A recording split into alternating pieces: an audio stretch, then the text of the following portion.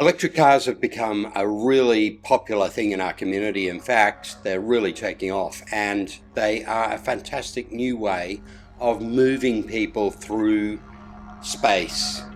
The technology, the engineering, the beauty of them is something to behold. And yet, I have a problem with them. Why do I have a problem with them? Well, it's not because they're electric cars. It's because I think they give people a false sense of security.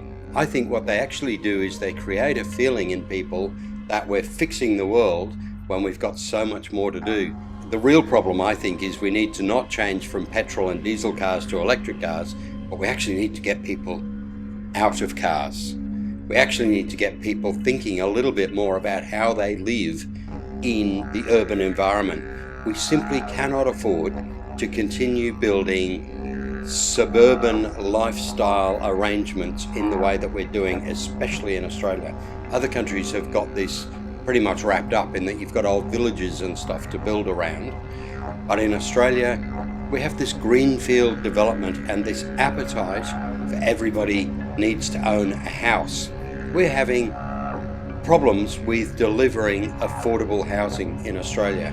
And a part of that is because we are actually delivering very expensive housing in the suburbs. By the time you build roads that cost about $1 million a kilometre and divide that up by the small number of people who are buying into each kilometre of roads, by the time you create large lots to put large individual houses on, and the cost of bringing materials to the building site and building individual houses, it's a very expensive way of delivering housing to people.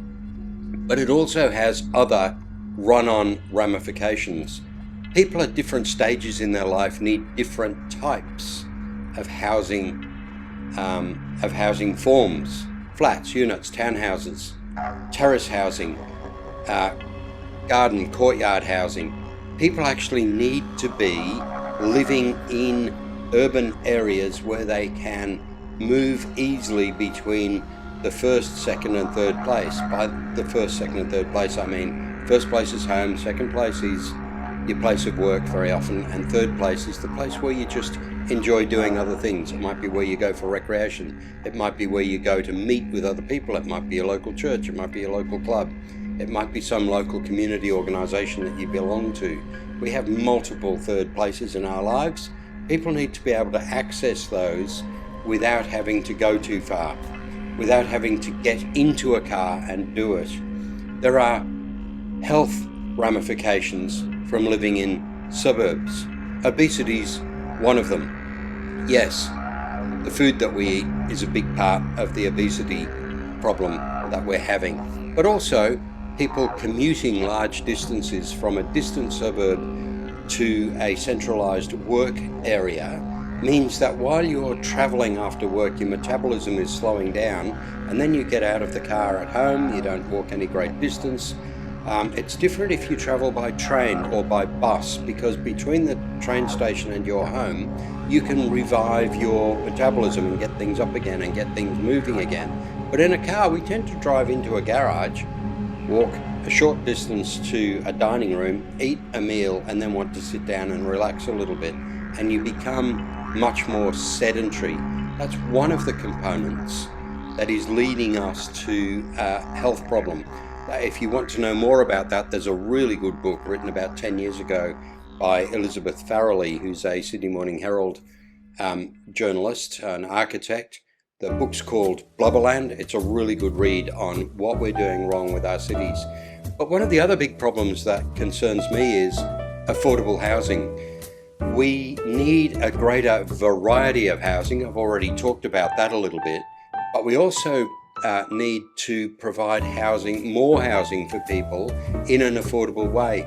One of the things that we've done is we've geared up our building industry to deliver single houses on single blocks of land. Now, it might be small things like dual occupancies, which do help a little bit.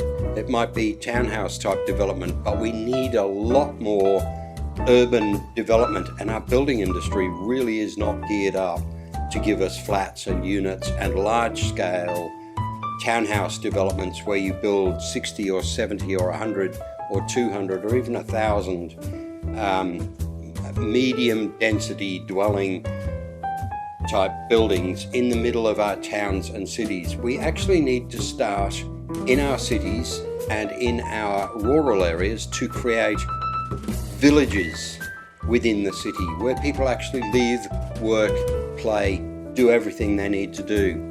It's often said it takes a village to bring up a child. Children living in those places need to live in a place that's designed with them in mind. It needs to have less cars. It needs to have more walkability. It needs to have more bike paths. It needs to have more open recreation areas. But a lot of that recreation area can be shared recreation area. It doesn't need to be the backyard, everybody's tiny little backyard. It can be a big playing field. It can be a botanic garden. It can be tennis courts. It can be a whole pile of cricket pitches and a whole pile of passive and active recreation spaces. We love to live close to the beach. 90% of Australians live within 50 kilometres of the coast. We are close to beaches. They are fantastic recreation areas. People can swim, run, jog on beaches. But often, unfortunately, people live more than 3 or 4, 5 kilometres from those areas and they don't have direct access to them. We need to change that quite a bit. So why do electric cars worry me? They worry me because I think what we do is we sell the idea that if you change from one style of mobility to another style of mobility, you're fixing the urban problem. You're not. You're getting a better car. Yeah, I like that. But you're not fixing the urban issue and you're not fixing the environmental issues. To really fix the environmental issues, we need to look at urban structures. We need to change the way we live.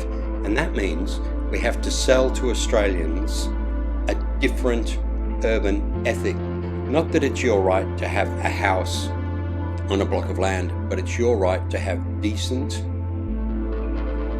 affordable, urban accommodation where you can live close to other people and where your social, economic, and health issues are all dealt with at whatever stage of life you're in. And to achieve that, we really need to rethink urban development.